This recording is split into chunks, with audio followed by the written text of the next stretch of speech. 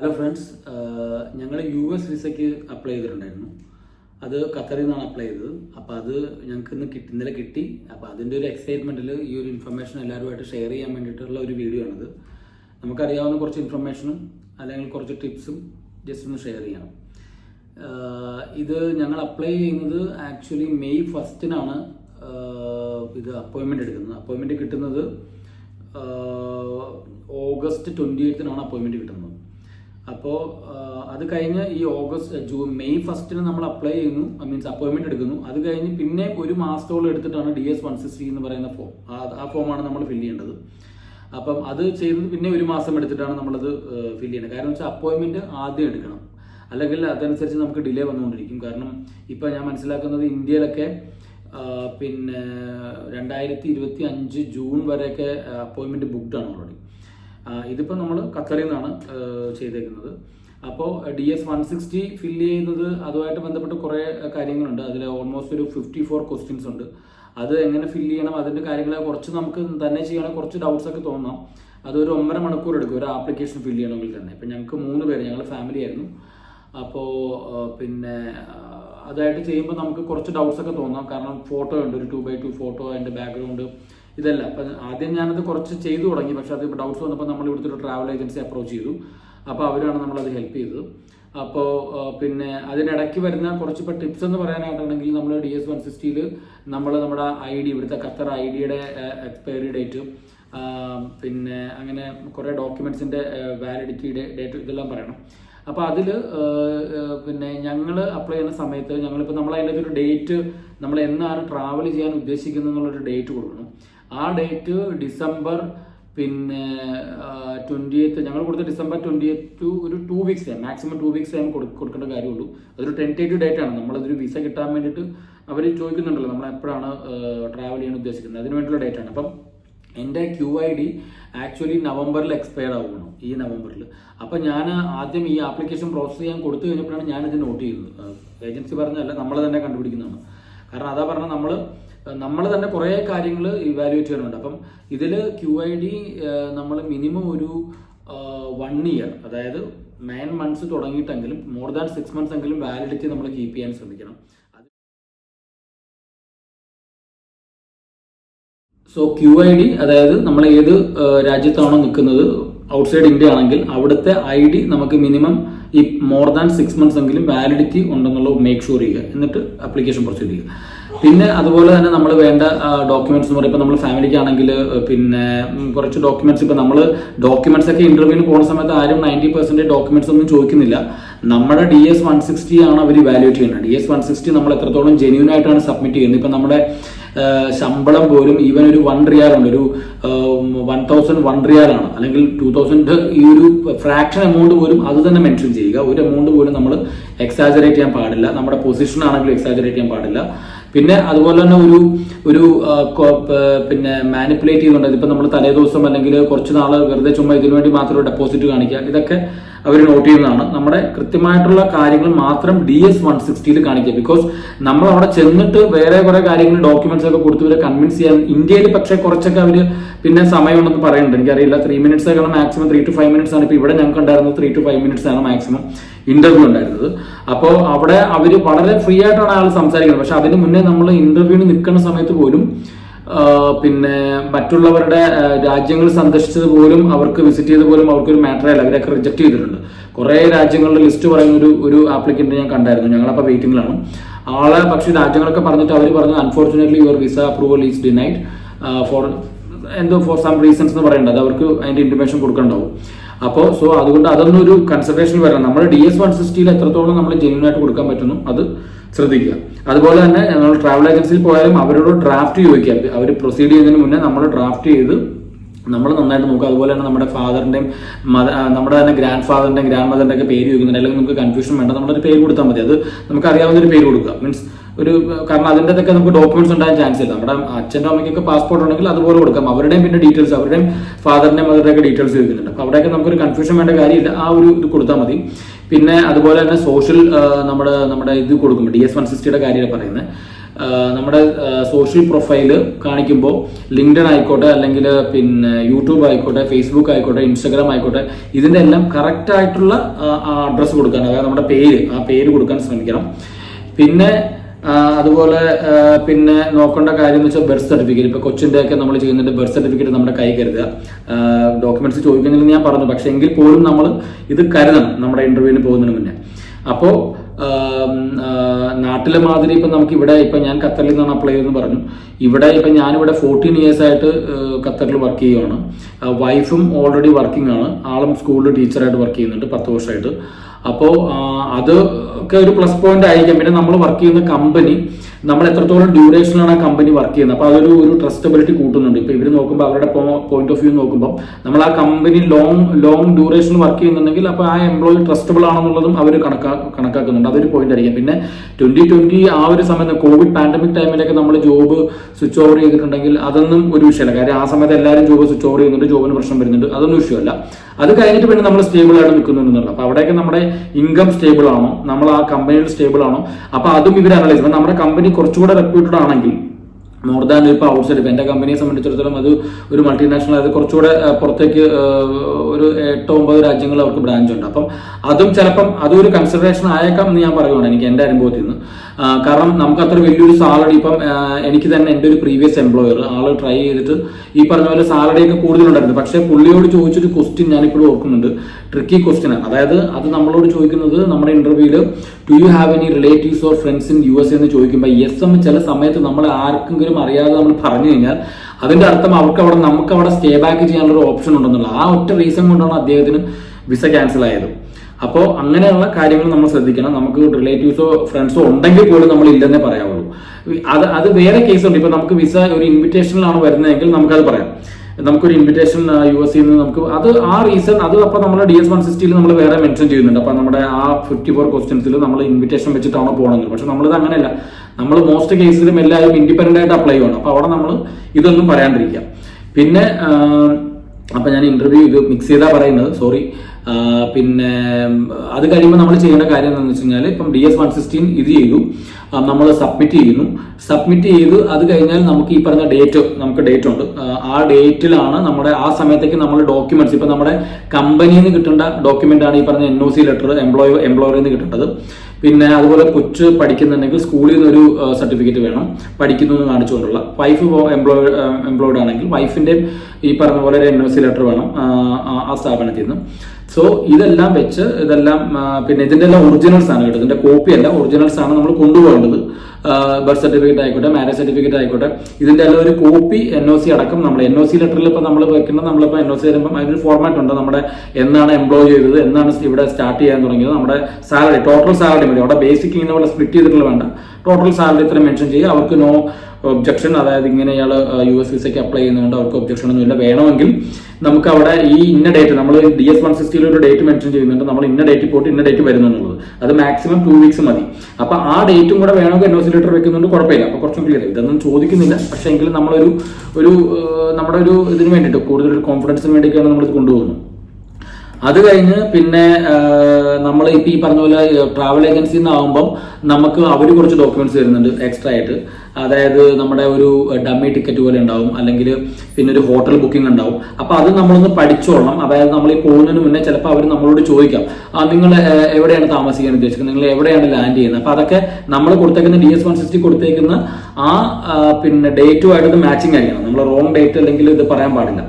അപ്പൊ അതൊരു കാര്യം. അതുപോലെ തന്നെ നമ്മൾ ഇപ്പൊ ഞങ്ങളോട് ചോദിച്ച ചോദ്യങ്ങളിലേക്ക് ഞാൻ വരാം. അപ്പം ഇത്തരം കാര്യങ്ങളാണ് നമ്മൾ പോകുമ്പം ഇതെല്ലാം പ്രിപ്പയർ ചെയ്യേണ്ടത്.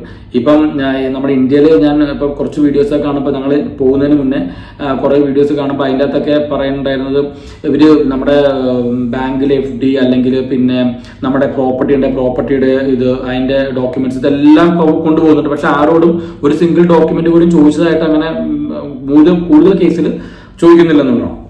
അപ്പൊ ഇവിടെ നമുക്ക് അങ്ങനെയുള്ള കാര്യങ്ങൾ വേണ്ട. നമ്മുടെ സാലറിയുടെ സർട്ടിഫിക്കറ്റ് ആയി പറഞ്ഞ NOC കാര്യങ്ങളൊക്കെ, ഇത് ഇത്തരം കാര്യങ്ങൾ മാത്രം മതി. അപ്പോൾ നമ്മൾ പിന്നെ ഇവിടെ ഞങ്ങൾ ഖത്തറിന്റെ കേസിലാണ് ഞാൻ പറയണമെങ്കിൽ ഞങ്ങൾ ഈ പറഞ്ഞ ഞങ്ങൾക്ക് 9:45 അപ്പോയിന്റ്മെന്റ് ഉണ്ടായിരുന്നത്. അപ്പോൾ ഞങ്ങൾ അവിടെ പിന്നെ ഒരു 8:30 ഒക്കെ ആയപ്പോൾ ഞങ്ങളുടെ ഓൺ കാറിൽ തന്നെ പോയി. കാരണം ടാക്സിക്ക് പോകുന്നതും നല്ലതാണ്. കാര്യം വെച്ചാൽ ഇപ്പം നമുക്ക് അവിടെ പാർക്കിംഗ് കിട്ടാൻ ബുദ്ധിമുട്ടുണ്ടെങ്കിൽ, ഞങ്ങളുടെ കേസിൽ പാർക്കിംഗ് അത്രയും നേരത്തെ പോയതുകൊണ്ട് ബുദ്ധിമുട്ടുണ്ടായിരുന്നില്ല, ഞങ്ങൾക്ക് നമ്മുടെ ലോട്ട് കിട്ടി. അപ്പം പിന്നെ 14 ഇയേഴ്സ് അണ്ടർ 14 ഇയേഴ്സ് ഇവിടെ കുട്ടികൾ ഇന്റർവ്യൂവിന് പങ്കെടുക്കേണ്ട കാര്യമില്ല. പിന്നെ ഞങ്ങളതവിടെ ആദ്യം ഞാനും വൈഫും ഈ ഡോക്യുമെന്റ്സ് ഒക്കെ നമ്മളവിടെ ആദ്യം ഒരു വെരിഫിക്കേഷൻ ഉണ്ട്, നമ്മുടെ അപ്പോയിന്റ്മെന്റ് ലെറ്റർ കാണിക്കണം. അത് കഴിഞ്ഞ് അകത്തേക്ക് കയറുന്നു. അകത്തേക്ക് കയറി കഴിഞ്ഞാൽ പിന്നെ നമ്മളൊരു ടോക്കൺ എടുക്കണം. ആ ടോക്കൺ നമ്മൾ ആദ്യം മുതൽ അവസാനം വരെ നമ്മുടെ കയ്യിൽ കീപ്പ് ചെയ്യണം. ആ ടോക്കൺ എന്താണെന്ന് വെച്ച് കഴിഞ്ഞാൽ ആ ടോക്കണിൽ നിന്നാണ് നമ്മൾ പിന്നെ ഈ നമ്മുടെ ഡോക്യുമെന്റ്സും അവിടെ വിളിക്കുന്നതെല്ലാം ഈ ടോക്കൺ ബേസ് ചെയ്താണ്. അത് കഴിഞ്ഞ് രണ്ടാമത് നമ്മുടെ പാസ്പോർട്ട് എല്ലാം അവരുടെ വെരിഫൈ ചെയ്തു. അടുത്തടുത്ത് പോയി നമ്മുടെ മൊബൈൽ, ഇവിടെ നമുക്ക് മൊബൈലൊക്കെ വെക്കാം. നമ്മുടെ നാട്ടിലൊക്കെ ഇന്ത്യയിലൊക്കെ ഞാൻ കേട്ടേക്കുന്നത് 1 മണിക്കൂറിന് തന്നെ അത് വെക്കുന്നതിന് തന്നെ വലിയ ഭീമമായിട്ടുള്ള പൈസയൊക്കെ ചോദിക്കുന്നുണ്ട്. നമ്മുടെ മൊബൈലോ അല്ലെങ്കിൽ വാച്ചോ, സ്മാർട്ട് വാച്ച് ഒന്നും അലൗഡ് അല്ല. അപ്പം പക്ഷേ ആ സമയത്ത് ഓർണമെന്റ്സ് എന്തെങ്കിലുമൊക്കെ ഇട്ടിട്ടുണ്ടെങ്കിൽ അതിന് പ്രശ്നമില്ല. ഡിജിറ്റൽ ആയിട്ടുള്ള ഒരു എക്യുപ്മെന്റ്സും അവിടെ അലോ ചെയ്യുന്നതല്ല. അപ്പം നമുക്ക് ഇവിടെ ഖത്തറിൽ ഇവിടെ ഫ്രീ ആയിട്ട് തന്നെ അവിടെ വെക്കാനുള്ള സൗകര്യമുണ്ട്. അവിടെ ഉള്ളിൽ കയറിയിട്ട് അത് വെക്കാം. അപ്പോഴും ഈ ടോക്കൺ വെക്കും. നമ്മൾ ടോക്കൺ വെച്ചിട്ട് നമ്മൾ അടുത്തടുത്തേക്ക് പോകുന്നു. പിന്നെ ഏറ്റവും ഇതിലേക്ക് പോകുന്നത് ബയോമെട്രിക്, പിന്നെ വെരിഫിക്കേഷൻ, പാസ്പോർട്ട് വെരിഫിക്കേഷൻ. ഇവിടെ എന്താണെന്ന് വെച്ചാൽ ഇതെല്ലാം അടുപ്പിച്ചടുപ്പിച്ചാണ്. ബയോമെട്രിക് ഒരിടത്ത്, പിന്നെ അതിൻ്റെ അപ്പുറത്ത് പിന്നെ എന്താ പറയുക പാസ്പോർട്ട്. അത് കഴിഞ്ഞിട്ടാണ് ഇന്റർവ്യൂ വരുന്നത്. നാട്ടില് അതും കുറച്ച് പാടാണ്. കാരണം വെച്ചാൽ ഒരു ബയോമെട്രിക് എടുക്കാൻ പോകുന്നത് ചെന്നൈയിലാണെങ്കിൽ ഇന്റർവ്യൂ പോകുന്ന ഹൈദരാബാദ്, അങ്ങനെ എൻ്റയർലി ഡിഫറെന്റ് സ്റ്റേറ്റ്സിലേക്കൊക്കെയാണ് നമ്മൾ പിന്നെ ഇതിനൊക്കെ പോകുന്നത്. കാരണം അത്രയും ആൾക്കാരുണ്ട് നമ്മുടെ നാട്ടിൽ, അതുകൊണ്ടൊക്കെ ആയിരിക്കാം. ഇവിടെ ഇത്രയും ഒരു ചെറിയ രാജ്യമാണ്. അപ്പം ഇതെല്ലാം സിംപ്ലിഫൈഡ് ആണ് ഇവിടെ കുറച്ചുകൂടെ. അപ്പോൾ ഒരു ദിവസം മാത്രം നമ്മൾ മെനക്കെട്ടാൽ മതി അതിന്. അപ്പം ഞങ്ങളുടെ കേസിൽ ഞങ്ങൾ ഇതെല്ലാം കംപ്ലീറ്റ് ചെയ്തു. അത് ഇന്റർവ്യൂവിന് വെയിറ്റ് ചെയ്യുന്ന സമയത്താണ് ഈ പറഞ്ഞ പോലെ ഒരു 4 കൗണ്ടർ ഉണ്ടായിരുന്നു. ആദ്യത്തെ 3 കൗണ്ടറിലൊക്കെ വിളിക്കുന്ന ആൾക്കാരൊക്കെ ഈ പറഞ്ഞ പോലെ കുറേ രാജ്യങ്ങൾ പോയി എന്ന് പറഞ്ഞിട്ടും അവസാനം അവരുടെ ആൻസർ എന്ന് പറയുന്നത് നോ ആണ്. അതായത് എന്താ റീസൺസ് നമുക്കറിയില്ല. അത് കഴിഞ്ഞ് ഞങ്ങൾ വിളിക്കുന്ന കൗണ്ടറിൽ ഞങ്ങളോട് പിന്നെ വളരെ ഫ്രണ്ട്ലി ആയിട്ടാണ് പുള്ളി സംസാരിക്കുന്നത്. ഞങ്ങൾക്ക് ഇരിക്കാനുള്ള ചെയറൊക്കെ ഉണ്ടായിരുന്നു. ബാക്കിയുള്ള 3 ഇതിലും സ്റ്റാൻഡ് ചെയ്തുകൊണ്ട് ആൾക്ക് നിൽക്കുക. എനിക്ക് തോന്നുന്നു ഫാമിലിക്കോ അല്ലെങ്കിൽ 2 പേരായിട്ട് വരുന്നവർക്കൊക്കെ ഉള്ള ഒരു കൗണ്ടർ ആയിരിക്കും ചെയ്തു. അപ്പോൾ ഞങ്ങളോട് ചോദിച്ച ആദ്യത്തെ ഫസ്റ്റ് ക്വസ്റ്റ്യൻ എന്ന് പറയുമ്പോൾ പാസ്പോർട്ട് കൊടുത്തിട്ട് ഫസ്റ്റ് ക്വസ്റ്റ്യൻ എന്ന് പറയുന്നത് വെൻ ഡിഡ് യു മാരി. അപ്പൊ നമ്മൾ ആ ഡേറ്റ് കൃത്യമായിട്ട് പറയണം. ഒരു തപ്പലോ തടയൊന്നുമില്ല. അതുകൊണ്ട് നമ്മളിപ്പോൾ ഫാമിലിയുടെ ഒക്കെ അപ്ലൈ ചെയ്യുമ്പോൾ നമ്മുടെ മാരേജ് ഡേറ്റ്, അതുപോലെ കൊച്ചിന്റെ ബർത്ത് ഡേറ്റ്, ഇതെല്ലാം അല്ലെ നമ്മുടെ തന്നെ ഓൺ ബർത്ത് ഡേറ്റ്. ഇനി അടുത്ത് നമ്മൾ US-ന്റെ സൈറ്റ് എടുക്കുക. അതായത് ഇപ്പോൾ DS-160 ഫോം ഇൻഡിപെൻഡൻ്റ് ആയിട്ടാണ് ഫില്ല് ചെയ്യാൻ ഉദ്ദേശിക്കുന്നതെങ്കിൽ നമുക്ക് ഇതിൻ്റെ സൈറ്റ് എടുക്കുക. പിന്നെ ആ സൈറ്റിൽ ഇപ്പം കാണുന്ന പോലെ പിന്നെ നമ്മുടെ കൺട്രി സെലക്ട് ചെയ്യുക. കൺട്രി സെലക്ട് ചെയ്ത് കഴിഞ്ഞിട്ട് വേണം പിന്നെ നമ്മളവിടെ യൂസർ നെയിം പാസ്വേഡൊക്കെ ഇട്ട് ക്രിയേറ്റ് ചെയ്യുന്നതാണ് ഇവിടെ ചെയ്യുന്നത്. നിങ്ങൾക്ക് ബുദ്ധിമുട്ടാണെങ്കിൽ ബെറ്റർ ഒരു ഏജൻസിയിൽ പോയി കഴിഞ്ഞാലും ചെറിയൊരു ഫീസ് കൊടുക്കുന്ന കഴിഞ്ഞാൽ നമുക്ക് അവർ ചെയ്തു തരും. പക്ഷേ ഞാൻ നേരത്തെ പറഞ്ഞ പോലെ നന്നായിട്ടത് വെരിഫൈ ചെയ്യണം. എന്നിട്ട് മാത്രമേ അത് അവരോട് അപ്ലോഡ് ചെയ്യാൻ പറയാവുള്ളൂ. അപ്പം അല്ലെങ്കിൽ പിന്നെ അത് വലിയ മിസ്റ്റേക്ക് ആയിരിക്കും. മിസ്റ്റേക്ക് വന്നു കഴിഞ്ഞാൽ അവർ കണ്ടുപിടിച്ചാൽ പിന്നെ നമുക്ക് കിട്ടത്തില്ല. അപ്പോൾ ഇതുപോലെ ഇപ്പോൾ കാണുന്ന പോലെ ഇത് ചെയ്യുക. പിന്നെ യൂസർ നെയിം പാസ്വേഡ് ഇങ്ങനെ ക്രിയേറ്റ് ചെയ്താണ് നമ്മുടെ ഡീറ്റെയിൽസൊക്കെ ഫില്ല് ചെയ്ത് കൊടുക്കേണ്ട DS-160. അത് നമ്മൾ ഇരിക്കുകയാണെന്നുണ്ടെങ്കിൽ കുറച്ച് സമയത്തേക്ക് 1.5 മണിക്കൂർ എടുക്കും. അത് കൂടാതെ നമുക്ക് ആപ്ലിക്കേഷൻ സേവ് ചെയ്ത് പോവാം. എത്ര ദിവസമുണ്ട് അതിനുള്ളിൽ കംപ്ലീറ്റ് ചെയ്താൽ മതി.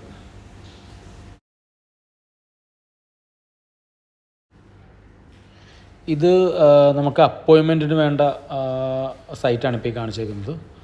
അപ്പോയിൻമെൻറ്റ് ഇതാണ് ആദ്യം ചെയ്യേണ്ടത്. കാരണം നമ്മൾ അപ്പോയിൻമെൻറ്റ് അറ്റ് ദ എർലിയസ്റ്റ് എടുക്കുക എന്നുള്ളതാണ് ചെയ്യേണ്ടത്. അത് കഴിഞ്ഞിട്ട് മതി DS-160.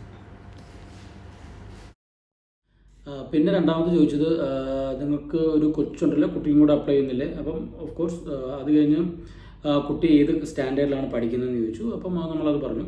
അത് കഴിഞ്ഞ് പിന്നെ വൈഫിനോടും എന്നോടും കോമൺ ആയിട്ട് ചോദിച്ച ക്വസ്റ്റ്യൻസ് ഈ പറഞ്ഞ what do you do for living. അപ്പോൾ നമ്മളത് പറഞ്ഞു. നമ്മൾ ബേസിക്കലി നമ്മുടെ പ്രൊഫഷൻ ഇതാണെന്ന് നമ്മൾ പറയുന്നു. അതുപോലെ വൈഫിനോട് ഒരു തമാശ എന്ന രീതിയിൽ നിങ്ങൾ തന്നെയാണോ നിങ്ങളുടെ മോനെ പഠിപ്പിക്കുന്നത്? അവിടെ സ്കൂൾ സൈഡ് 2 പേരും സെയിം സ്കൂളായതുകൊണ്ട് അപ്പം അങ്ങനെയുള്ള കുറേ ഇൻട്രാക്ഷൻസ് ഒക്കെ ഉണ്ടായിരുന്നു. അതിനുശേഷം പിന്നെ വളരെ ഇൻട്രസ്റ്റിംഗ് ആയിട്ട് എനിക്ക് തോന്നുന്നത് എൻ്റെ കമ്പനിയെ കുറിച്ചുള്ളൊരു ഇൻഫർമേഷൻ പുള്ളി അവിടെ നിന്ന് എന്നോട് ഇങ്ങോട്ട് ചോദിക്കുകയാണ് ചെയ്തത്.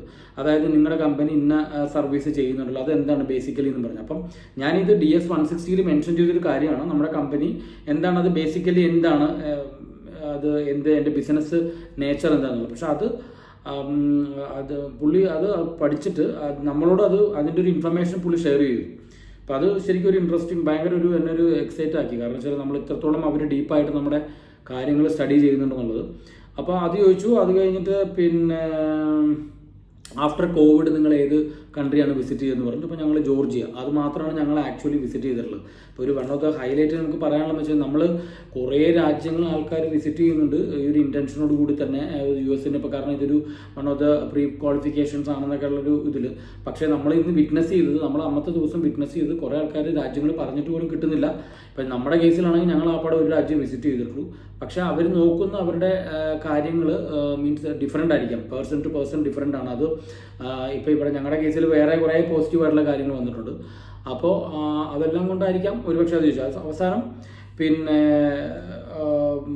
പുള്ളി പറഞ്ഞത്, അപ്പം നമ്മൾ പിന്നെ ഒരു സിറ്റുവേഷനൊക്കെ ഉണ്ടാക്കി ഇങ്ങനെ നമ്മുടെ സ്കൂളിൽ നിന്ന് അറേഞ്ച് ചെയ്യുന്നുണ്ട് US-ലേക്കുള്ള പിന്നെ ട്രിപ്പൊക്കെ. പക്ഷേ ഞങ്ങളതിൽ ഇത് ചെയ്തില്ല, ബിക്കോസ് നമുക്ക് ഫാമിലി ആയിട്ട് പോകാൻ വേണ്ടിയിട്ടാണ് നമ്മൾ സെപ്പറേറ്റ് എന്നൊക്കെ പറഞ്ഞ് കംപ്ലീറ്റ് ആകുന്നതിന് മുന്നേ തന്നെ പുള്ളി 2 കൈ ഒരു തംസ് അപ്പ്, ഓക്കെ നിങ്ങൾക്ക് you can go to US എന്ന രീതിയിൽ പുള്ളി പറഞ്ഞു. അപ്പോഴാണ് നമുക്കൊരു വല്ലാത്തൊരു ലോട്ടറി അടിച്ചൊരു പ്രതീതിയായിരുന്നു ആക്ച്വലി ആ സമയത്ത്. കാരണം ഞാൻ നേരത്തെ പറഞ്ഞ പോലെ 20% ഹോപ്പ് മാത്രമേ ഉണ്ടായിരുന്നുള്ളൂ. അവിടെ ചെന്ന് ബാക്കിയുള്ള ഇൻ്റർവ്യൂസൊക്കെ നമ്മൾ ചെറിയ വിറ്റ്നസ് ചെയ്തപ്പോൾ അത് 0% വന്നു. ബട്ട് ദെൻ ആ ഒരു മിറാക്കിൾ പോലെ നമുക്കത് കിട്ടി. അപ്പോൾ അവിടെ പുറത്തൊരു പേപ്പർ വെച്ചിട്ടുണ്ട്. അത് നമ്മുടെ ഈ പാസ്പോർട്ടിൽ വിസ പിന്നെ സ്റ്റാമ്പ് ചെയ്ത ശേഷം അത് കളക്ട് ചെയ്യാൻ വേണ്ടിയിട്ടുള്ള ലൊക്കേഷൻസാണ്. അരാമെക്സ് എന്ന് പറയുന്ന അവരാണത് ഡെലിവറി ചെയ്യുന്നത്. അപ്പോൾ നമ്മൾ അവിടെ പോയി കളക്ട് ചെയ്യണം. നമുക്ക് വേണം നമ്മുടെ വീട്ടിലേക്ക് കൊണ്ടുവരും, അതിന് ചാർജ് പേ ചെയ്യാമെങ്കിൽ നമ്മുടെ വീട്ടിലേക്ക്. പക്ഷേ നമ്മുടെ ഇതെല്ലാം ലൊക്കേഷൻ അടുത്തായതുകൊണ്ട് നമുക്ക് പോയി കളക്ട് ചെയ്യാവുന്നേ ഉള്ളൂ. അവർ അതിൻ്റെ 3 to 5 days വർക്കിംഗ് ഡേയ്സ് ഒക്കെയാണ് പറഞ്ഞിട്ടുണ്ടായിരുന്നത്. പക്ഷേ നമുക്ക് നെക്സ്റ്റ് ഡേ 28th നമ്മളെ ഇതായിരുന്നെങ്കിൽ ഇൻ്റർവ്യൂ ആയിരുന്നെങ്കിൽ 29th തന്നെ നമുക്ക് ആഫ്റ്റർനൂൺ മെസ്സേജ് വന്നു കളക്ട് ചെയ്യാൻ പറഞ്ഞു. ഞങ്ങളെ തന്നെ കളക്ട് ചെയ്തു. ഇതാണ് ഞങ്ങളുടെ ഒരു എക്സ്പീരിയൻസ് എന്ന് പറയുന്നത്. അപ്പോൾ ഇനി ഇത് DS-160 ഒരു ആപ്ലിക്കേഷൻ്റെ കുറച്ചുകൂടെ ഡീറ്റെയിൽ ആയിട്ട് ഞാൻ പറയാൻ ഉദ്ദേശിക്കുന്നുണ്ട്. അത് അടുത്ത നെക്സ്റ്റ് ഒരു വീഡിയോയിൽ അതിൻ്റെ ഒരു ഇൻഫർമേഷൻ കുറച്ചുകൂടെ ഡീറ്റെയിൽ ആയിട്ട് ഞാൻ ഷെയർ ചെയ്യുന്നതാണ്. അപ്പോൾ US വിസ ഇൻ്റർവ്യൂ എന്ന് പറയുന്നത് നമ്മൾ പാനിക്കാണ്ട് യാതൊരു കാര്യമില്ല, വളരെ ഫ്രീ ആയിട്ട് പോവുക. നമ്മുടെ മെയിൻ ഡീൽ എന്ന് പറയുന്നത് ഈ പറഞ്ഞ DS-160 ഫോം ഫില്ല് ചെയ്യുമ്പോൾ നമ്മൾ കൊടുക്കുന്ന ഡീറ്റെയിൽസിലാണ് അവർ അനലൈസ് ചെയ്യുന്നത് മൊത്തം. നമ്മുടെ സക്സസും അവിടെയാണ് തന്നെ. ഒരു 70% അവർ ഡിറ്റർമിൻഡ് ആണ് കൊടുക്കണോ വേണ്ടെന്നുള്ളത്. പിന്നെ ഒരു 30% നമ്മളെ ഇൻ പേഴ്സൺ കാണുമ്പോൾ ഉള്ള ഒരു ഇൻ്റർവ്യൂവിലുള്ള ഒരു അപ്പിയറൻസും അതിൻ്റെ ഒരു പിന്നെ ഡെവലപ്മെൻറ്റ്സ് ഒക്കെ വെച്ചിട്ടാണ് അവർ ബാക്കിയും കൂടെ അനലൈസ് ചെയ്യുന്നത്. അപ്പോൾ വളരെ ഈസി ആയിട്ട് നടന്നു എന്ന് വേണമെങ്കിൽ പറയാം. കാര്യം എന്ന് വെച്ച് കഴിഞ്ഞാൽ വലിയ ബുദ്ധിമുട്ടില്ല. ഇപ്പോൾ ആദ്യത്തെ DS-160 എന്ന് പറയുന്നത് ഒരു മാസത്തോളം നമ്മൾ അതിൻ്റെ പുറകെ പല കാര്യങ്ങളൊക്കെ ആയിട്ട് നടന്നു. അതിൻ്റെ ഒരു നല്ല രീതിയിൽ മോണിറ്റർ ചെയ്യണം. അതാണ് ഞാൻ ആദ്യം പറഞ്ഞത്. സോ ബാക്കിയുള്ള ഇൻ്റർവ്യൂ കാര്യങ്ങളൊക്കെ നമുക്ക് ഈ പറഞ്ഞ പോലെ വളരെ ഈസിയാണ്. വളരെ കുറച്ച് സമയത്തിനുള്ളിൽ തന്നെ ഞങ്ങൾക്ക് 9:45 അപ്പോയിൻമെൻറ്റ് പറഞ്ഞ് ഞങ്ങൾ 9:30 വെളി വന്നു. ബിക്കോസ് നമ്മൾ നേരത്തെ അറ്റൻഡ് ചെയ്തുകൊണ്ട് നമ്മുടെ എല്ലാം സ്പീഡപ്പായിട്ട് എല്ലാ കാര്യങ്ങളും നടന്നു. സോ അപ്ലൈ ചെയ്യുന്ന എല്ലാവർക്കും വിസ കിട്ടട്ടെ. പിന്നെ അതിനുവേണ്ടി എന്താ പറയുക, ഇതുപോലുള്ള കാര്യങ്ങളൊക്കെ ഒന്ന് ശ്രദ്ധിക്കുക. മറ്റു പലർക്കും വേറെ എക്സ്പീരിയൻസ് ആയിരിക്കാം. എൻ്റെ എക്സ്പീരിയൻസാണ് ഞാൻ ഷെയർ ചെയ്തത്. So okay, thank you.